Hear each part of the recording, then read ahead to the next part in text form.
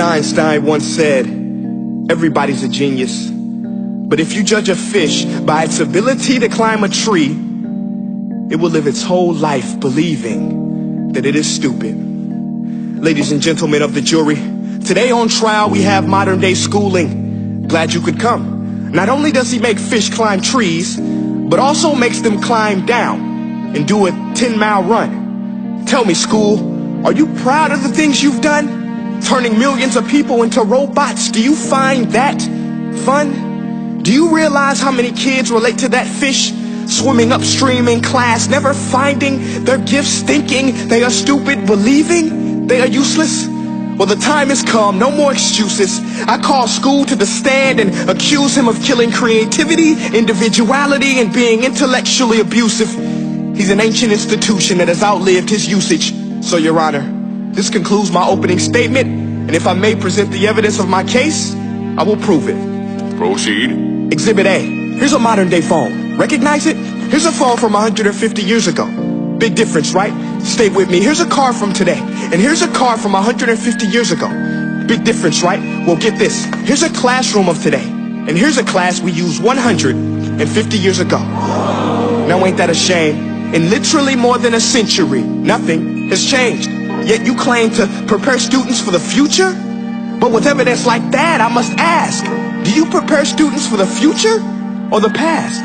I did a background check on you and let the record show that you were made to train people to work in factories, which explains why you put students in straight rows, nice and neat, tell them sit still, raise your hand if you want to speak, give them a short break to eat, and for 8 hours a day, tell them what to think.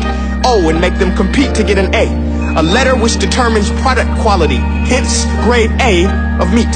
I get it. Back then, times were different. We all have a past. I myself am no Gandhi. But today, we don't need to make robot zombies. The world has progressed. And now we need people who think creatively, innovatively, critically, independently, with the ability to connect. See, every scientist will tell you that no two brains are the same. And every parent with 2 or more children will confirm that claim.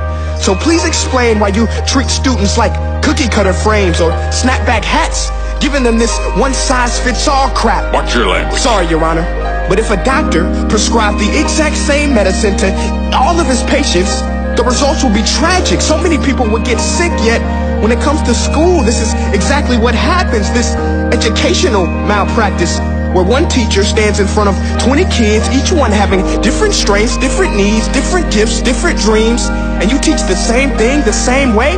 That's horrific. Ladies and gentlemen, the defendant should not be acquitted. This may be one of the worst criminal offenses ever to be committed. And let's mention the way you treat your employees. Objection. Overruled. I want to hear this. It's a shame.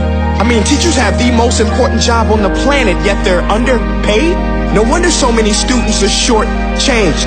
Let's be honest. Teachers should earn just as much as doctors, because a doctor can do heart surgery and save the life of a kid.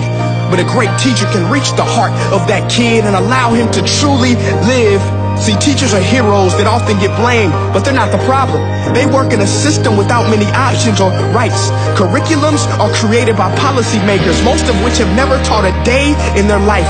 Just obsessed with standardized tests. They think bubbling in a multiple choice question will determine success. That's outlandish. In fact, these tests are too cruel to be used and should be abandoned, but don't take my word for it. Take Frederick J. Kelly, the man who invented standardized testing, who said, and I quote, "These tests are too cruel to be used and should be abandoned." Ladies and gentlemen of the jury, if we continue down this road, the results will be lethal. I don't have much faith in school, but I do have faith in people. And if we can customize healthcare, cars, and Facebook pages, then it is our duty to do the same for education, to upgrade it, change it, do away with school spirit, because that's useless. Unless we're working to bring the spirit out of each and every student, that should be our task. No more Common Core. Instead, let's reach the core of every heart in every class. Sure, math is important, but no more than art or dance. Let's give every gift an equal chance. I know this sounds like a dream, but countries like Finland are doing impressive things. They have shorter school days. Teachers make a decent wage. Homework is non-existent, and they focus on collaboration instead of competition. But here's the kicker, boys and girls. Their educational system outperforms every other country in the world. Other places like Singapore are succeeding rapidly. Schools like Montessori, programs like Khan Academy. There is no single solution, but let's get moving. Because while students may be 20% of our population, they are 100% of our future.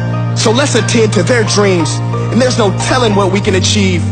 This is a world in which I believe, a world where fish are no longer forced to climb trees. I'll rest my case.